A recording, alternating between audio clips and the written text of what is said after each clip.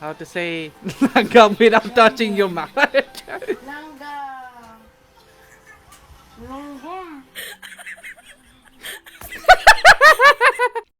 Maging habulin. Number 1, magpabitin. Ika nga, less is more.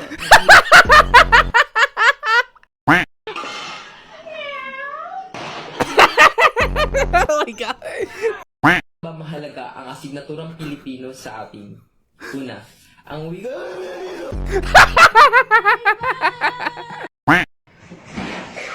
That's a good lucky. Panty pala, ibalik mo. Paano ka magpapanty? Akala ko ba lalaki ka? Dapat breath. Pero gagi, katabi kita. Gagawin niya sa process eh. So, Do you wanna build a snowman? Oh my God, no! Bakit? Bubblegum. Yosi na lang, miss. Sinabi na nga ayoko eh.